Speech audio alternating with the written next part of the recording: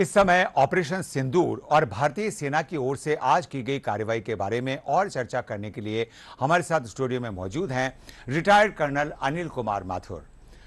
हम आपको बता दें कि कर्नल अनिल कुमार माथुर 38 वर्ष भारतीय सेना में रहे हैं और सियाचिन युद्ध में दुश्मनों से लोहा लेते हुए घायल हुए थे।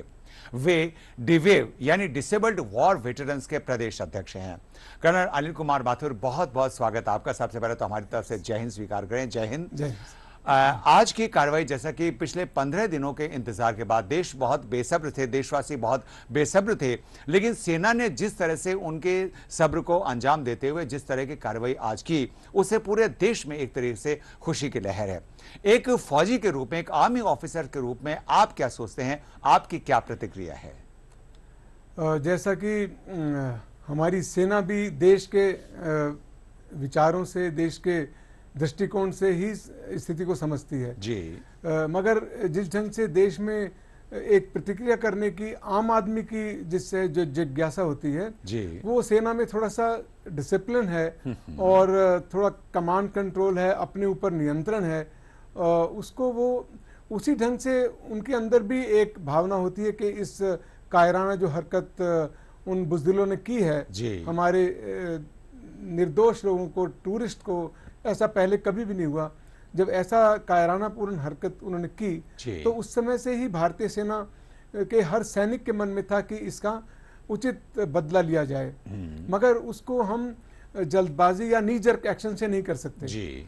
हमने एक प्रिसाइज ढंग से, ताकि दुश्मन तो इस समय में आतंकवादी हैं जी, मगर पड़ोसी देश को भी ये कहने का मौका न मिले कि हमने उसके ऊपर कुछ ज्यादती की है। हमने अटैक किया प्रिसाइज तौर पर, एक सरप्राइज के तौर पर, और अपने ही इलाके में रहकर, ताकि उनको कोई ये ना कहे कि हमने लाइन ऑफ कंट्रोल को क्रॉस किया या हमने अंतर्राष्ट्रीय सीमा से अंदर गए।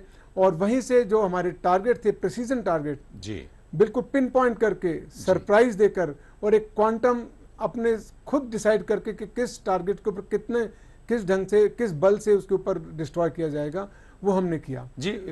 भारतीय सेना की तरफ से अब से कुछ समय पहले जो कार्रवाई की गई थी, उसके बाद में भारत आम जनता ने एक शब्द सीखा, सर्जिकल स्ट्राइक, और आज की हुई कार्रवाई को नाम दिया जा रहा है air strike. Sir, surgical strike और एयर स्ट्राइक ये क्या है और किस तरह से इनको अंजाम दिया जाता है? सर्जिकल स्ट्राइक जैसे जो 2016 में की गई थी, जो उड़ी हमले के बाद जी, वो सर्जिकल स्ट्राइक मीन्स आप उनकी इलाके में घुसते हैं, पाकिस्तान के, ये पाकिस्तान तो नहीं, पीओके के हमारे लाइन ऑफ कंट्रोल को क्रॉस करते हैं और उनके आतंकी ठिकानों पर फिजिकली जाकर और सरप्राइज देकर उनको बिल्कुल चारों तरफ से घेर के खत्म कर देते हैं और अपना कोई नुकसान किए बगैर लिमिटेड टाइम के अंदर अंदर ही वापस लाइन ऑफ कंट्रोल के अपने इलाके में आ जाते हैं जी। वो होता है सर्जिकल स्ट्राइक। मतलब टोटल उसको कमांडो एक्शन की तरह करते हैं सर, और जाते हैं, खत्म करके सीधा वापस आ जाते हैं जी। उसके बाद जो एयर स्ट्राइक हुई थी जी, आज के जो कार्रवाई को एयर स्ट्राइक के नाम से पहचाना जा रहा है, ये एयर स्ट्राइक क्या है? ये सर, जैसे एक तो जो बालाकोट के ऊपर अटैक हुआ था वो एयर स्ट्राइक थी सर जी, ठीक है सर। वो एयर स्ट्राइक थी, उसमें एयरक्राफ्ट उसके लाइन ऑफ कंट्रोल क्रॉस किया और टारगेट के ऊपर जाके उसको बर्बाद किया जी। That was air strike. This is missile strike. You stand off, do it from the stand off point platform. Stand off platform in this case is aircraft जी। तो हमारे एयरक्राफ्ट अपने इलाके में रहकर जो प्रिसाइज मिसाइल हैं, कैलिब्रेटेड मिसाइल हैं, ताकि नॉन एस्केलेशन भी हमारे साथ ही रहे कि हमने एस्केलेट नहीं किया उसको, तो उन टारगेट को पिन पॉइंट करके उनको बर्बाद किया, और जिससे कि कोई कोलेटरल डैमेज भी ना हो, जिससे कोई आम नागरिक भी ना हो। आज का जो हमला हुआ उसमें ये देखा, आज की जो कार्रवाई की गई उसमें देखा गया कि पड़ोसी देश के किसी भी सिविलियन को, किसी भी नागरिक को कोई क्षति नहीं पहुंची है, और न ही वहां के किसी आर्मी हेडक्वार्टर या किसी आर्मी स्टेशन को नुकसान पहुंचाया गया है। ये इतना टारगेटेड जो कार्रवाई की गई है, वो किस तरह से अंजाम दी जाती है और इसके पीछे क्या कारण रहे? सर, जैसा पूरे विश्व को पता लग गया था कि ये कायराना हरकत आतंकवादियों ने की है, जिसमें पाकिस्तान अपना हाथ धो सकता है कि हमने नहीं उनको सपोर्ट किया, क्योंकि आज भी इस बात को स्वीकार नहीं किया जा रहा है। बिल्कुल सर, जी। ये हमको मालूम था, पूरे विश्व को मालूम है कि वो स्वीकार नहीं करेगा।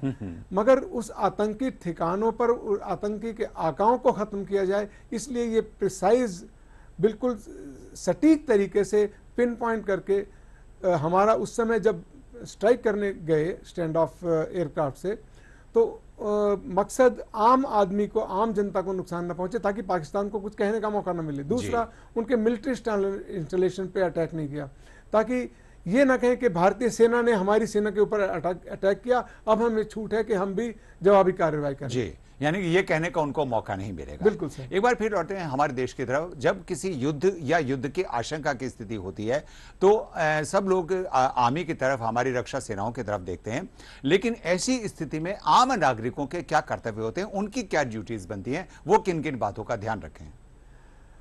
क्योंकि देश के लिए ही सेना है जी, और हमारे लिए देश से बढ़कर कुछ भी नहीं है।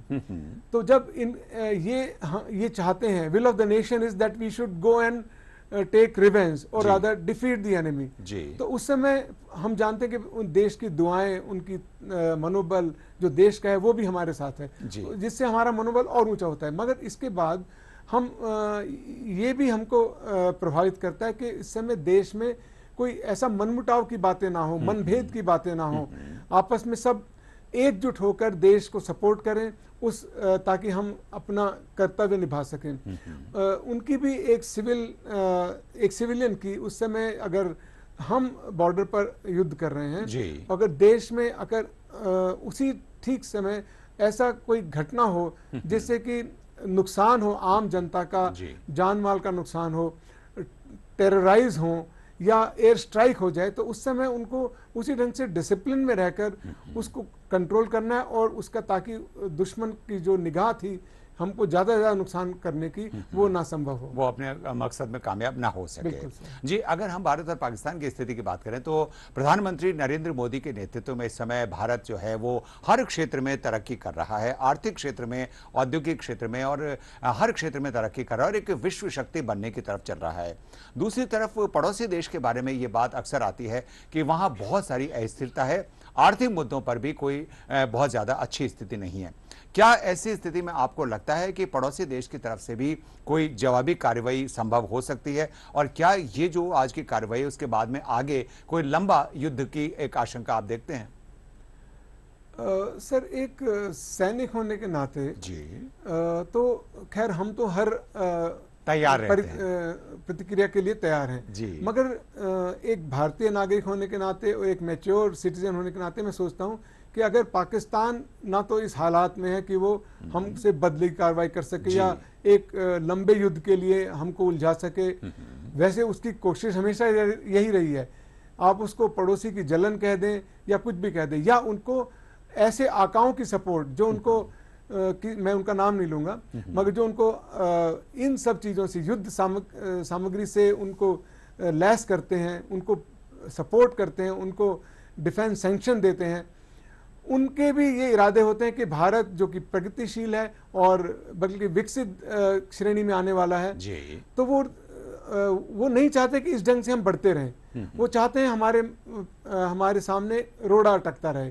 तो सबसे एक बददिमाग, बदमिजाज देश हमारे पड़ोस में है, ये हमारी बदकिस्मती है कि उसको उकसाकर वो हमारे को इस तरह से, ताकि हमारी प्रोग्रेस रिटार्ड हो जाए, इसलिए वो हरकत कर सकते हैं। जी, आज की कार्रवाई में कर्नल साहब, अब आपसे एक दो बातें और पूछना चाहेंगे कि आज की जो कार्रवाई की गई उससे पूरे देश में एक तरीके से खुशी की लहर है, लेकिन फौज के मनोबल के, क्योंकि आप फौजी ऑफिसर रहे हैं, फौजियों के ज्यादा संपर्क में रहते हैं, फौज के मनोबल की क्या स्थिति है और वो इससे कार्रवाई के बाद में कैसा अनुभव कर रहे हैं? सर, क्योंकि मैं इतना वक्त अपनी मतलब अभी तक की 2/3 जिंदगी मैंने फौज में दे दी जी, तो फौज का मनोबल हमेशा से ऊपर है सर जी। ये और नमन है इस देश को कि जो कि हमेशा फौज के साथ खड़ा है, उनको इज्जत देता है। हमारे मैं रिटायरमेंट के बाद आया हूं तो भी मुझे वही इज्जत मिलती है जो जब मैं देश में यूनिफॉर्म में था सर। जी जी तो जी। देश का मनोबल ऊपर है तो सेना का मनोबल ऊपर है। इसलिए हमारी किसी भी कारण अगर हमारी जरूरत पड़े तो भारतीय सेना हमेशा तैयार है सर। जी, बहुत बहुत धन्यवाद हमारे साथ इस समय मौजूद रहे आज के इस कार्रवाई के संबंध में और चर्चा करने के लिए रिटायर्ड कर्नल अनिल कुमार माथुर। बहुत बहुत धन्यवाद आपका हमारे साथ आज स्टूडियो में आने